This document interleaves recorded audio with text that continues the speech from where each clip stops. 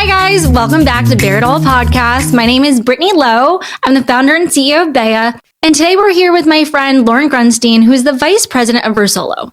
Versolo is a custom jeweler that's most well known for their diamond rental program. So if you've ever heard of a bride renting diamonds for her wedding, it's definitely from Versolo. Lauren, thank you so much for joining me here today. Of course. I was thinking about how many years I've known you, and it was right when you started at Versolo, like 8 years ago? Not that long. We're getting on to 6 years. 6 years in May. All right, it feels like a lifetime. I know. I can't remember my life before Brittany. I know. I was like, you were in we have to get into it, but I remember you being in beauty PR. Yep. And then here I have a beauty wedding company. And so you were giving me such great insights. And then I was sharing more insights on weddings. And now you are deep into weddings so 6 years later. It's so crazy. It's so much fun. I remember when we first met, you were really one of the first people I connected with in the wedding industry. So thank you for holding my hands through it all and showing me the way. But it's so neat because you were telling me, I remember the owners of Versolo sharing this idea for the diamond rental program, but you really turned it into a concept, into a brand. And I try. And it's your baby. It really is my baby. I'm so lucky. I'm so fortunate to actually work for a place that I love so much. I always joke around, like anytime someone tells me, they're like, oh, like you're a really great salesperson. I'm like, I'm not selling you anything. I'm talking to you like you're my friend. Cause like, I really love how this earring looks on you. Like, it's so exciting and so special to have a job where you are just representing something that is so authentically you. So I feel very, very grateful. And it's funny because I have a lot of friends who've rented from Versolo and they all think you're the owner. So that means you've done a really good job. I mean, so the true owners of the company, Michael and Guy, they're like, I think you should be the face. I think a woman needs a face of the brand. Yeah, I mean, I agreed. I was like, but my face? I feel like that's a lot of pressure. But here we are almost 6 years later. So tell us a little bit more about what you were doing before and how did you land into diamond? Yeah, so it's kind of a crazy, I guess, story in a way. But I studied communications and public relations when I was in college at BU. And I always kind of knew I wanted to be in PR at the time. Like, huge Sex and the City fan when I was 18. I'm like, I want to be Samantha Jones and move to New York City and work with all the cool brands and go to all the cool hot places. So that was like kind of the goal. I will say Sex and the City like made it look really cool. PR is not really like that at all, but it is a lot of fun and you meet amazing people, both like internally at the companies you work for. And I'm still friends with so many of my clients today, which is kind of crazy. But yeah, I started my career in PR. I worked for some bigger companies, some smaller companies, primarily working with a lot of beauty brands, some startups, some bigger brands. I also touch like fashion and pharma. So really one of the best things about working for, I think, a PR agency is you kind of get to dip your toes into different fields. So you just get exposed to a lot and kind of learn what you like, what you don't like. And what I didn't like kind of led me to where I am now, which is, usually what happens. You kind of have to figure it out a little as you kind of start your career. And how many years were you in PR before you switched? Oh my God, I was in PR with a little bit of a break in fundraising. So I went from loving PR to hating PR. Then I moved into fundraising, which I say kind of gave me like my sales training. Okay. And I loved that job. I worked for UJ Federation of New York, which is an incredible nonprofit organization. And I ran their professional women's group. So I had an amazing time there. And then after that job, I basically was like, okay, all of my donors have like really cool jobs. And now I'm kind of missing that hustle and bustle. Yeah, exactly. So I went back into PR, worked for another great company working with a mix of like small brands and startups. And my kind of expertise at that time was media relations. And media relations has changed a lot in like 2017 to I would say like 2019 when influencers and Instagram really became such a big way of promoting brands. So I kind of saw like the industry changing a little bit and always had like an itch for sales. And so very long story short, I learned about Versolo through one of my best friends who was a Versolo client. And she knew about Versolo because it was one of her best friend's brothers. So kind of like, you know who you know. That's what it's all about, who you know at the end of the day. Yes, there's been a few guests who have been on and their biggest opportunity led through just networking when you're trying to figure out your path or what to do when you want to start a company. And I think it's funny that it was someone's brother. Yeah. It wasn't like, oh, let me meet this woman who's in diamonds or jewelry. It was so random. Yeah, it was basically like, so shout out to one of my best friends, Amy, who's friends with Lauren, who I've known for so many years. Lauren is Michael's brother, the founder of Versolo. So when I started to kind of network and figure out like what my next step was going to be, I was connected with the founders of Versolo, and I learned more about their business, and I learned about their idea for diamond rentals. And I was like, wait, first of all, this idea is genius. Second of all, why isn't anyone doing this? Like, why doesn't anyone know about this? It was like 2019, I think, the height of Rent the Runway. This was like the beginning. Everyone was kind of renting, and I'm like, renting is everything right now. Yeah. So I met with Guy and Michael, and I was like, let's grow this thing together. I don't know how, but I'll figure it out. I'm passionate about it. I think it's a great idea. I can use my kind of PR mindset, and I'm a hustler, and I'm ready to like meet everyone and anyone I could tell about this idea. And so question then, you went from PR, and I think that there's a level of confidence that you get from experience. Yeah. Then you go into meeting Michael and Guy for a totally different industry. There is no team. Totally. And so it would be much more than just PR. Was there any like level of insecurity that you felt oh my God. When you're pitching yourself, like I feel like you came off with such confidence, but I feel like I'd be so nervous. No. I was like freaking out. I'm like, what am I doing? Like, I'm going into an industry I know nothing about. I'm potentially going into a sales role. I'm transparently like taking a huge financial risk. They at the beginning wanted to hire me part-time because it was such a small business. Like, they were taking a huge risk hiring me, and I was taking a huge risk going to a small startup.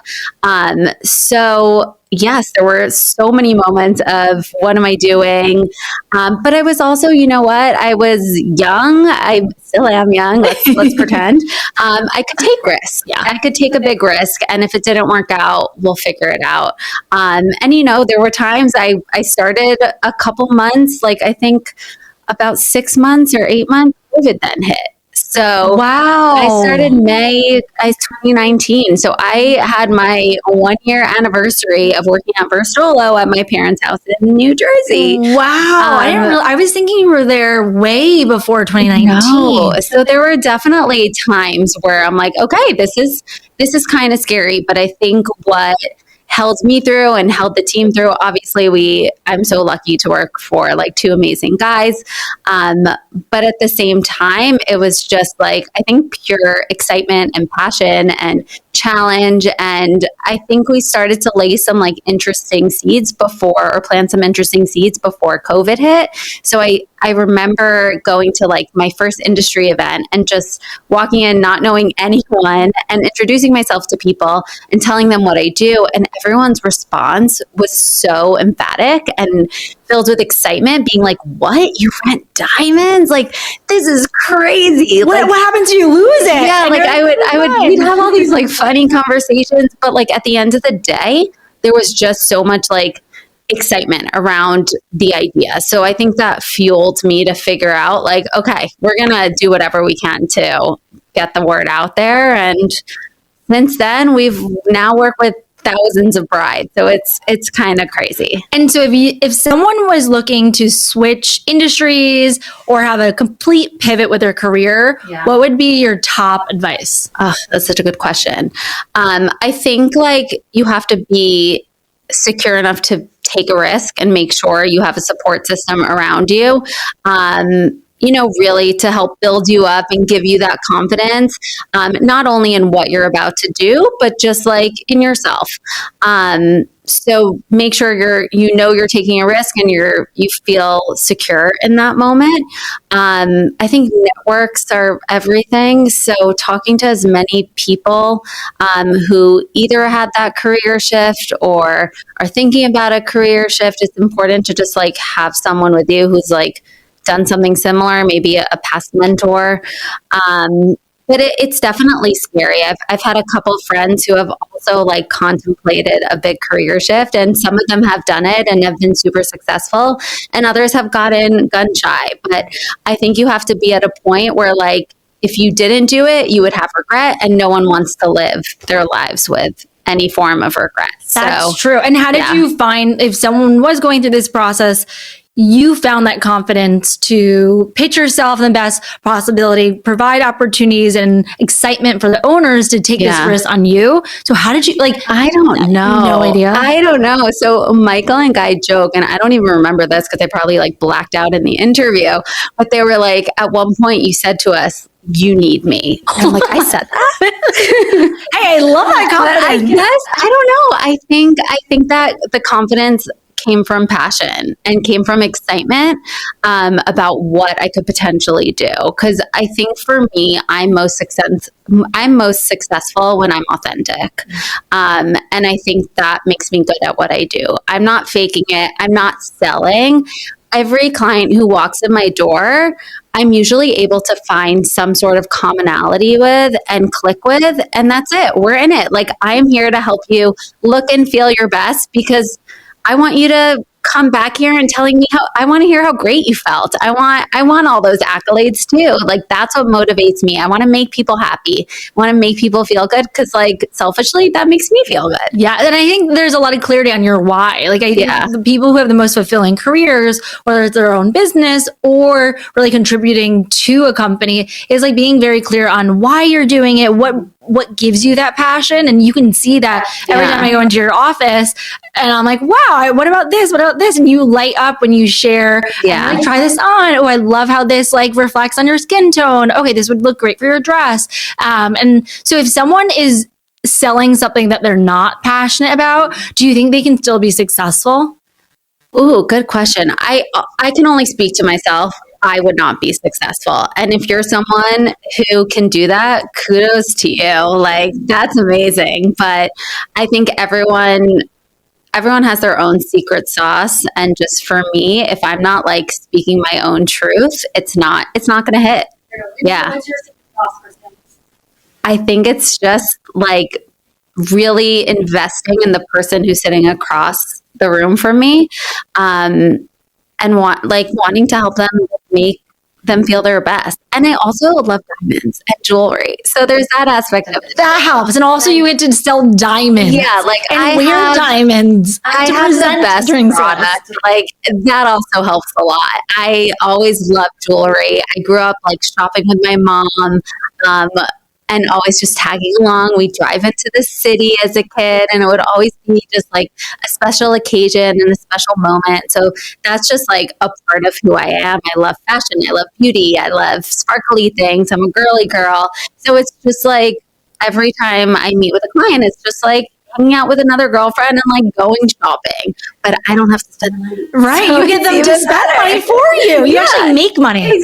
That's amazing. That's like the best kind of shopping. It's a win-win. So the secret, it seems like finding common ground with the person that you're selling to. Yeah. Have a genuine passion for what you're selling. Definitely. And have a deep-rooted passion on why you're in that role. Definitely. Oh, that's such a great, I feel like I need to write that down. I mean, that's what you just said that to me. I'm just spitting it right back to you. You're so good at what you do, Brittany. So, okay. So you go into, so what I love about you and your role is that a lot of times we speak to founders, like, I'm a founder, it's my business and whatnot. But I think that the number twos are the most impactful people on a team, because the founder wouldn't be where they are without them. Like, we have Stephanie from Bea, who helps me execute on all these different visions and ideas for the company. And if I didn't have her, they would just be ideas. And that's you. And I think there's something so special when I speak to people. They're like, well, I love entrepreneurship. I want to build something, but I don't know if I want to take on the risk of it being my own, or I don't know if I really want and care for it to be mine. I just want it to have impact. And that's what I love about what you've done with Versolo, is that you've built this brand, you've built this company. And I think a lot of people listening to this don't necessarily want to be their own founder, but want to have impact. Yeah. I mean, I feel really lucky to be able to feel like this brand is such a big part of me without having, the stresses of being a founder. For sure I have stresses, for sure I have goals, and like, there is no option for this business to fail. Like, I am so in it, even though it wasn't my idea and I'm not a founder. I've been a founder of a failed business. It's so Wait, hard. really? Oh my God. Yeah. I feel like I never even talked about this. When I was in college, I started a company called internshipratings.com.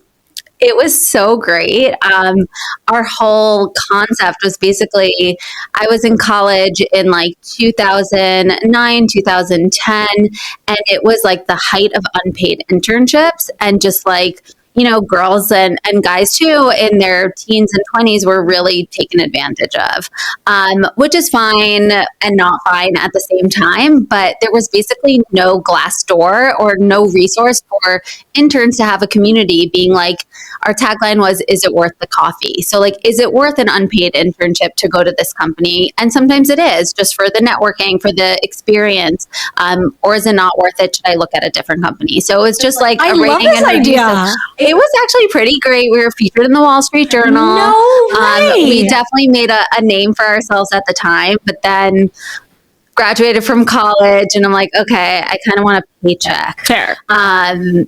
But like, if I, it was just a different time. But So like, I failed. It was more of like, it had its moment. Had its moment. Yeah. It just wasn't as lucrative as I wanted it to be one day. But it was such a great learning experience. And I think through that, it's just another way I figured out like what I'm good at and what I'm not. And it's almost like a project or a passion project. I had a failed beauty line in high school, and it was so much fun. But I always say that helped me make a decision when I was graduating on, do I go into product right away, or do I build a service company first? And I'm so happy I built Beautini first, and I learned about the insights in the beauty world, what women want, and then built Bea after that. Right. So I think it all has like its purpose, even if it doesn't last forever. 100%. And that's, I think the failed experiences are the most important experiences half the time. Like, even with my website, the reason and the way,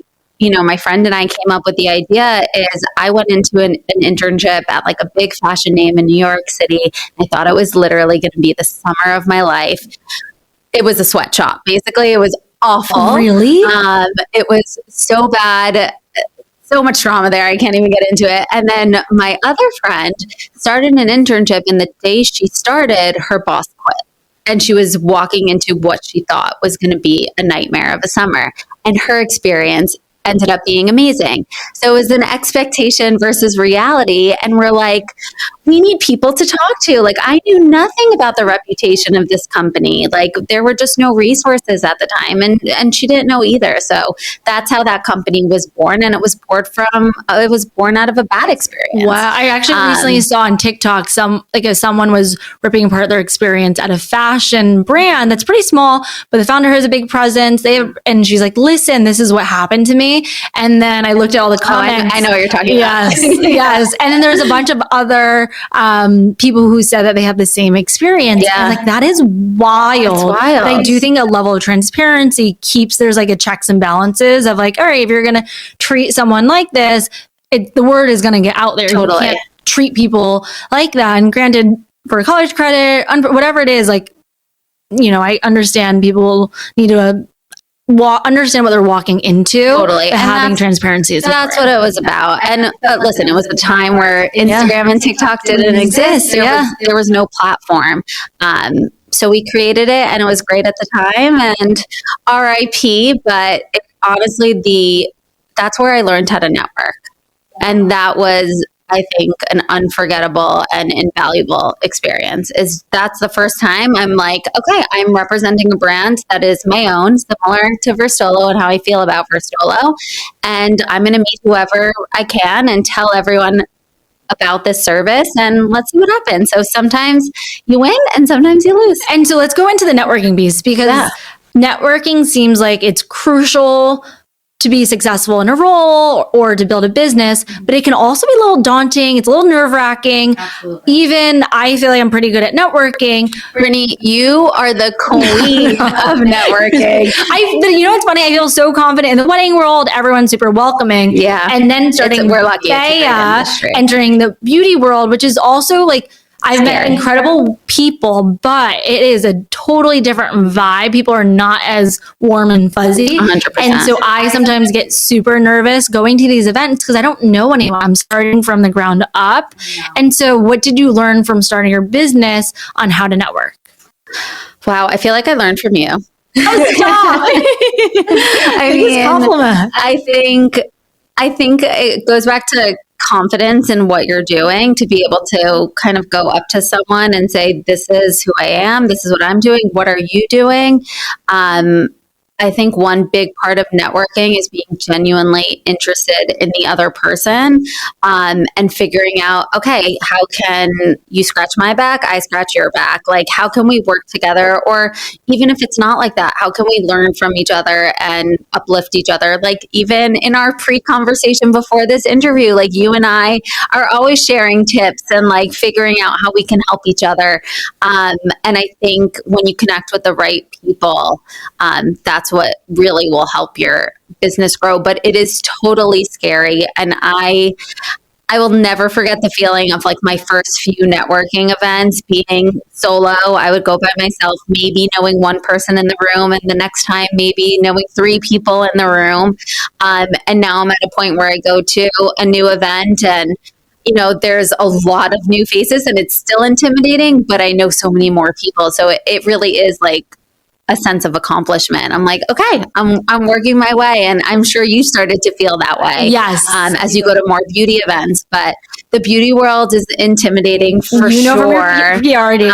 Yes, I'm very lucky to have chosen, I guess, the wedding industry where people are super welcoming, and there's a lot of business owners and entrepreneurs, so everyone kind of gets it. I agree. And really, we all know we need each other to uplift each other. And we've all been in the same place at the same time, where we were the newbie or, we're just starting. So I think there's a little bit of sympathy with that, and empathy with that. Whereas in the beauty industry, everyone's coming from kind of corporate or different places. There's a little bit more of a competitive nature to it, I would guess. Yeah, weddings, I think it's such a passion-oriented industry. So it's a lot of smaller businesses that are doing it as a lifestyle company, or they're working weekends because they absolutely love doing weddings. I think beauty, like I've met the most like fascinating people, but some come from corporate. They're working at the big beauty conglomerates, and then you also have founders. So I think the mixed landscape makes, when I network, I like to understand like the profile of like what kind of event. Is it mostly founders? Is it going to be more potential customers? And whenever you even talk to maybe a girlfriend versus someone you meet for the first time, you always shift how you communicate a little bit and how you network. Yeah. And so that's something where it's like the nuances of like shifting gears based on different people in that same room, I think is a little bit more challenging. But I remember a few times when we've gone to events where we'll get hair and makeup, we'll get ready together. And I think that's such a fun way that even if you just have a networking bestie or maybe you don't even know them that well, like early on in our friendship, we're like, let's get ready together, or like, let's go pick out some diamonds to wear for the event. And then it allows you to enter those networking events with a little bit more confidence because you have that time to like connect with someone who's going to be in the room. And then you're almost networking together a little bit separately. But I just find that that's like, when I light up. Let me introduce you to that person. You don't know her, she's the best. Let me introduce her. Makes such a difference. So I agree. Like that is like such a great way, and just genuinely being interested. There's so many people that you also will interact with just naturally who treat it as a transaction, and it's like, okay, like who are you? And that's where I feel so insecure in the beauty world, I think just having a newer brand is when people are trying to quantify your value. Yeah. And reality, like you were saying, sometimes you're just chatting with someone and you might not see this direct alignment on how your businesses could work together or how you can benefit from each other. But I swear those are the relationships that with time turn into the biggest opportunities.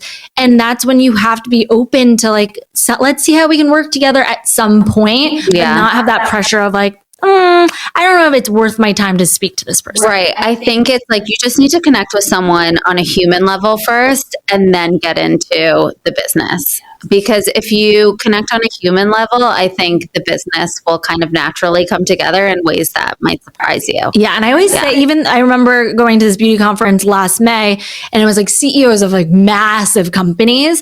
And I was like, Brittany, they are just people at the end of the day. Everyone's 100%. Drinking, everyone's having fun. So be and fun everyone's with insecure. Them. Everyone, and that was everyone. And it was interesting. Once I put that mindset, I was like hanging out with the CEO of like this multi-billion-dollar company, and now he like advises me, and it's like he is a fantastic person. But if I was stuck in the mindset of like, all right, so what's he worth, and how do I transact here, I would have been so insecure because obviously he quantifies a little differently than how I do, but then bring it down to him being a person and I'm a person and I think I'm a great person. And let's see if he's also a great person. Like that mentality breaks down all the barriers for you to really get in and connect with people despite their jobs. And how do the biggest question is with that, like we all know that, but how do we remind ourselves of that so we don't get so intimidated when you're like walking? It's hard. It takes time. It's like a muscle. I think I went to that specific conference twice so far,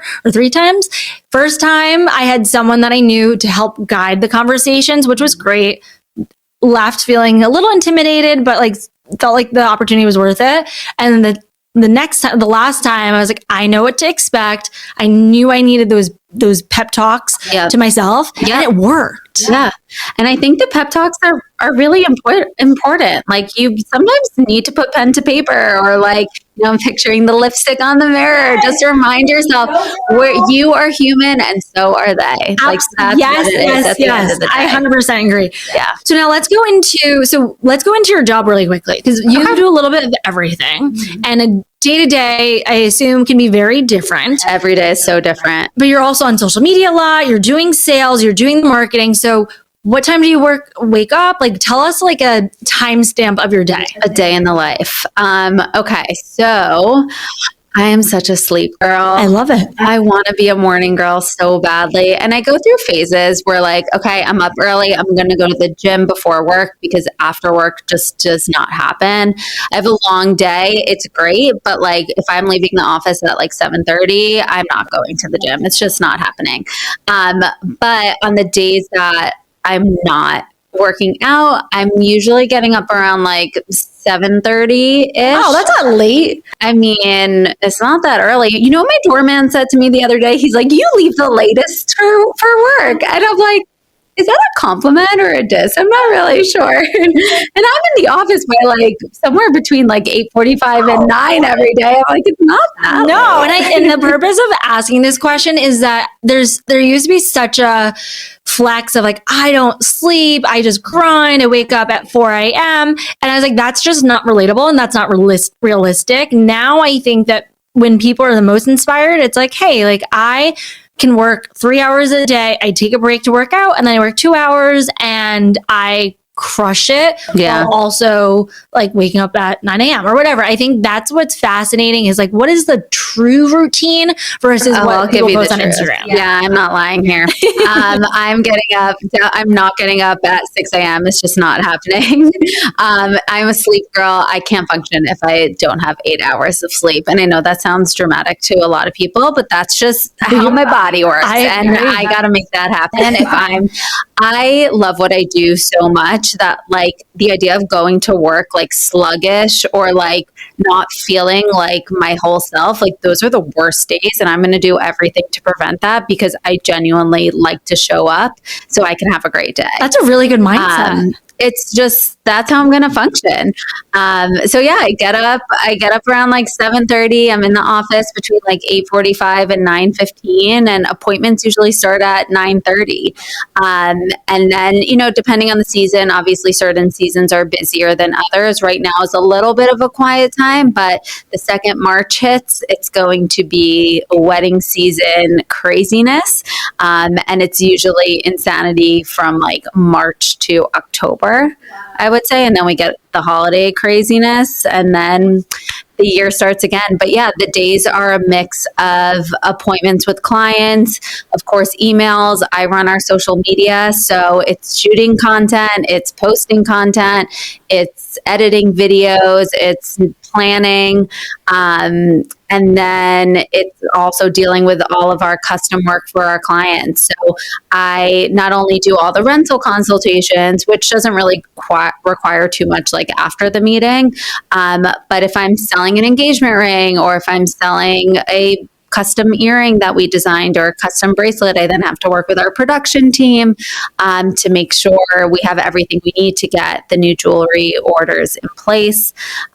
So yeah, every day is totally different, and there's always a ton going on. And so do you schedule your meetings mostly for rentals first thing in the morning, throughout the day? Like, do you time block? I don't. And in 2025, I am starting to time block, but I have not in the past. So we have like an open calendar. Anyone can book anytime. But now, just because we're bigger, we're busier, I'm starting to time block. Social media tends to kind of fall by the wayside sometimes, just because the days get so busy. But it's such an important tool for us. That's how most of our clients find us. We always hear, we see you all over social, and we do a great job. Yes, but social media is not something that's just like happening overnight. Like, you really do need great content, and you have to have an idea of what you're going to post for the day, and what you want to film, and what you want to film for the next week. So I'm starting to time block a little bit more with planning for that, and planning for like different quarterly events that we're doing, planning for this podcast, planning for our podcast. Yeah. Like, there's a lot going on. And so, okay, so you are time blocking, but then in terms of social media,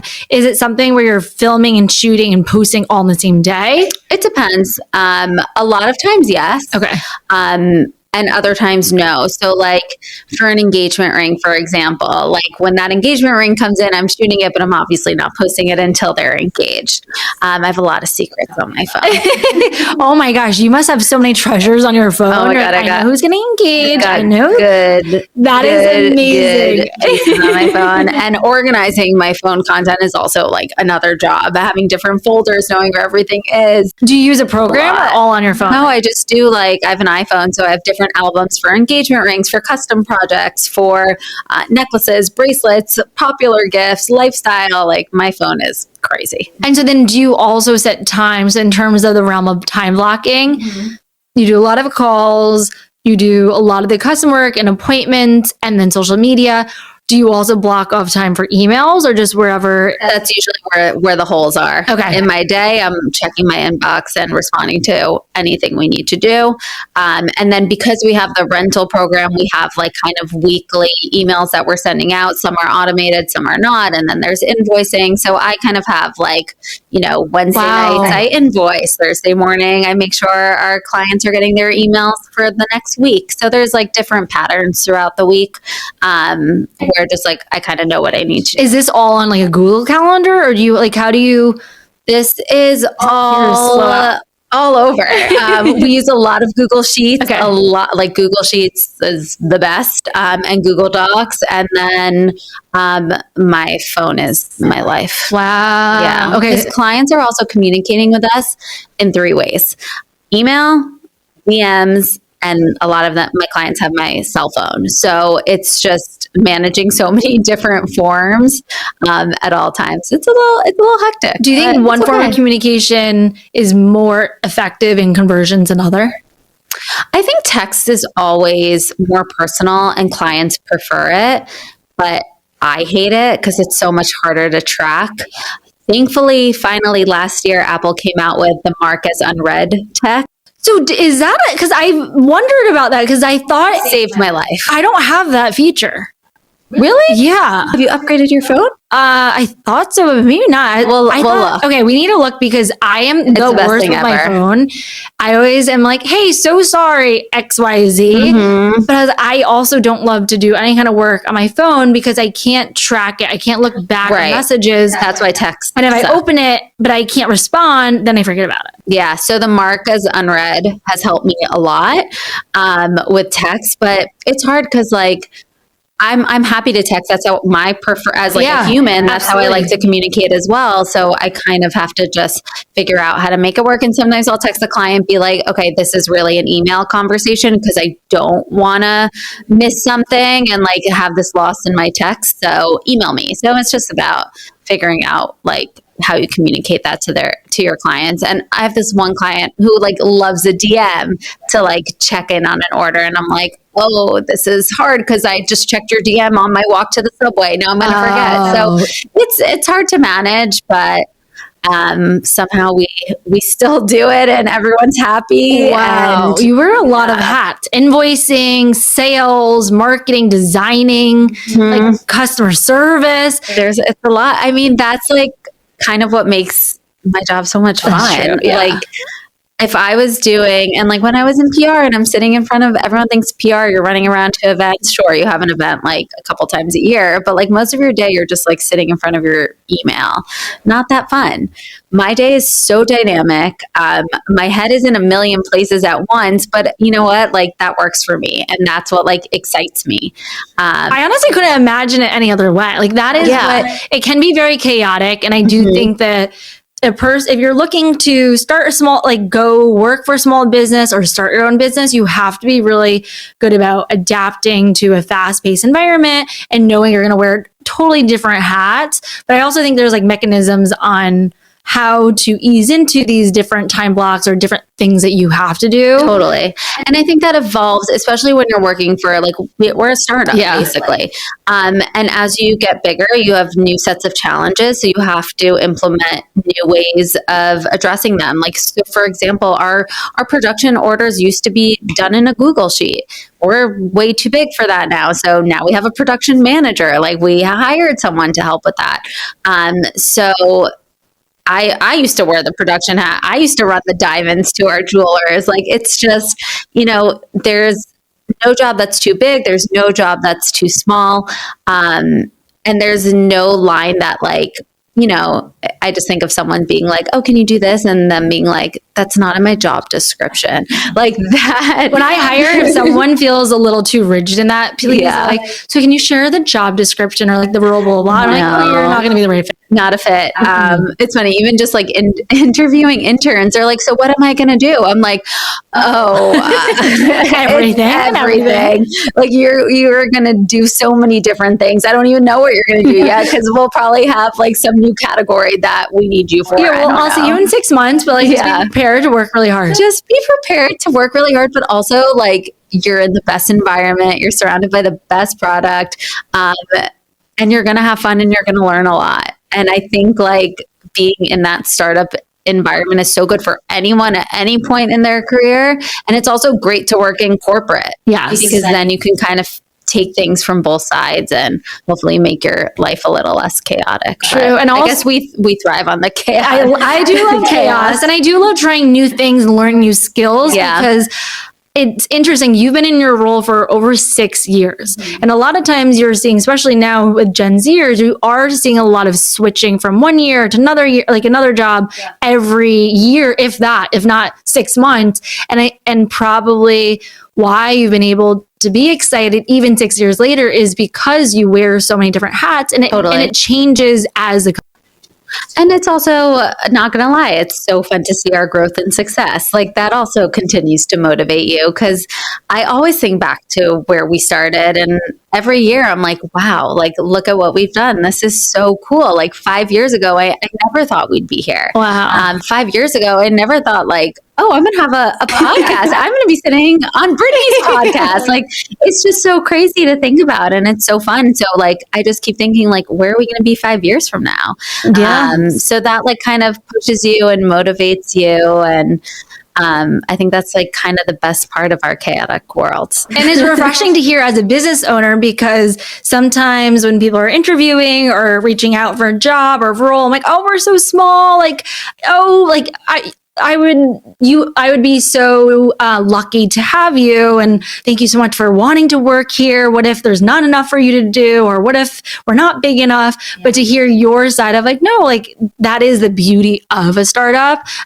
So I appreciate hearing. Yeah. When I was hired, those words literally came out of Guy and Michael's mouth. They told me like later, they were like, we're hiring someone full time. Like, is there going to be enough for her to do? And yeah, I think there's enough for me to do right now. It sounds like there is. So to wrap up, so you are going to a ton of events, and just to pair your outfits with diamonds, it's not like you're rolling into the office in sweatpants. Mm-hmm. So what is your beauty routine? Are there any like go-to skincare products that you're using? Sure. So I love beauty. I love makeup. Like if you look at my TikTok algorithm, it's all makeup videos. Really? It's so fun. I've always just loved it. So I'm definitely like a Sephora girly. Are you VIP? Yeah, of course. Hello. Duh. So what products? So I'm really into, we did a partnership with Tracy Martin, and I'm obsessed with their face wash. So I just went there to get a facial, and I said that I was in the wedding world, and they're like, oh, we work with Versolo. Oh my God, I love it. And then I email you or text you, email you. And because I was like, we should do a wedding like industry event there, because they're like beauty. We can do some hair and makeup after the facials with some Bea. Facials are amazing, but the products are really good. They're like, this cleanser is going to change your life. I'm like, okay, it's a cleanser. I'm obsessed with. I don't know why. They gave me a sample. I need to try it. So good. It's so good. The smell, the way it feels on my skin. I'm obsessed with it. Wow. So I use that. And then for like, I use like Claudelet. Am I saying it right? Is that how you say it? Claudelet. I love like their like ultra thick moisturizer. I'm always told my skin's dehydrated. So I need like a heavy moisturizer. And then for makeup brands, the Giorgio Armani, like that foundation, I started using it this year. I'm like, okay, it's worth it. It's so good. I used Dior for a while, which is also good. I'm like, I wonder if there's an actual difference. There is. That's where if I'm going to an event, Giorgio Armani every day. Good. And then like late, like during the week type events, I'll use my It Cosmetics CC cream. Yeah. But so good. So I love that foundation. I'm wearing Charlotte Tilbury today. I love their eye creams, and I mix up colors. Ooh. So that I love. I also love certain products from Sephora brand, not gonna lie. I've been using their eyeliner for really 15 years. See, I'm a big Sephora lip stain girl. Okay. And I like the Sephora gloss too. Ooh, okay, I'll have to try that. What else? What else am I wearing? Oh, and Benefit, I only wear their mascara. Wow. Okay. These are really Benefit, good. They're real. I have not held another mascara to my eye in probably a decade. Wow. Okay, so you have a full on makeup routine. Yes, full on. With you getting to the office by 8:45, 9:15, which is super impressive. Yeah. So I know. Do you take a lunch break? No. Yeah. I haven't had lunch today. What time? Oh yeah, actually, Oh yeah. Oh my gosh. Don't know. I eat lunch when I can. Some days it's at 1, and some days we're just going to go to dinner. You're really selling the startup life. I know it's kind of nuts, but it depends on the day. I eat breakfast at my desk, and I eat lunch at my desk, just whenever I can. Do you also eat dinner at your desk? No. What time do you leave the office? Also, I love going out for dinner. So I'm usually going out somewhere. I usually leave between I would say 6 and 7:30, depending on the day. 6 being I never leave at 6, 6:30, 7:30. Okay, that makes it a good threshold. Yeah, tonight I have a dinner at Bad Roman. Ooh, I've never been there. Oh, it's so good. It's worth the hype. So I've heard mixed things about it. I know. So did I. When I first went, I'm like, am I going to like it? And I loved it. So I'm going with a bunch of my girlfriends for one of our friends' birthday So dinners tonight. It's a great fun. spot. Okay, it's really good. Bad Roman. Have to go. What's your other favorite spot in the city? Oh my God, I'm such a foodie. I'm dying to go to the corner store. I have not. Can we please try to figure out? You're BR. Can you figure out who the publicist is? No, we're gonna use shout out to Sarah Greenberg from Forever Young Events because she's gonna get me in there somehow. Okay, I'm joining. Sarah, I'm totally ditching your date because I'm dying to see you. I really want to go there. But I'm an Upper East Side girl, so I love, like, I was at Uva the other night, Uptie. There's some like good places by me. I love Avra. So good. I don't know, just like different spots around. But like out and about, you get your social side. You work really hard during the day. We like to go out to dinner at night. Yeah, and I like to be in bed by like 9:30, 10. Really? If it's possible. And then we were talking about this earlier. I scroll for too many hours on TikTok. Yeah. Okay, so you're in bed, but you're not like going to bed. No, I'm not going to bed. You would be my idol if you actually went to bed at 9:30 because I am trying. I cannot get myself to sleep this week. I don't know why. I'm staying up way too late, and then I'm like, why am I so tired today? And like, Brittany, because you couldn't get your butt to bed. And I prioritize my sleep, like I said. But we were talking about this earlier. I have to stop with the like doom scrolling at night. So both you and I, we're going to read more, or like even if we listen to audiobooks, we got to stop. Yes, I was like either more podcast, audiobooks, something where I'm not binge watching 24 anymore. You're not doom scrolling anymore, and then we're reading more business books. Side note, just to end the conversation with time blocking, I read a book called Buy Back Your Time by Dan Martell. It really helped me structure my day a little bit differently and like audit my time, how it relates to my yearly goals. And I did this. I started time blocking, and I also created every day on the earlier side called like Attack the Bottleneck, which I coined, where it's like every day we're either Bea or Butini. I look at like what needs to get done.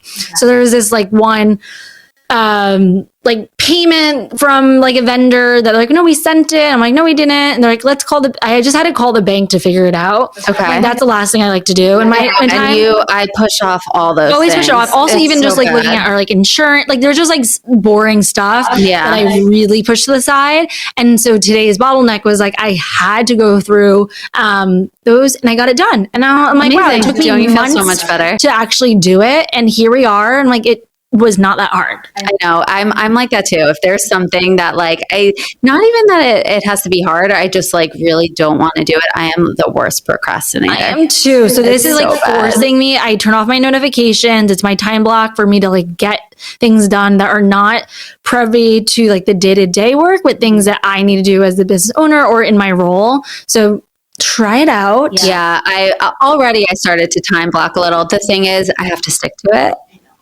So, but you know what? First step is actually doing it, and then doing it a little bit, and then in a month we'll talk. So we're gonna have to recap here, like by end of Q3, we'll have to circle back, see how we did with our time blocking, and like what's time blocking? Yeah, I remember like we started. What was that? Sorry, let's just get drinks. Let's not talk about time blocking anymore.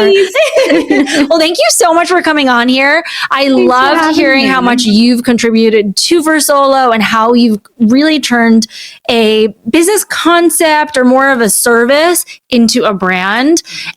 So thank you for coming on. And guys, thanks for listening to Bear It All, and we'll see you next week.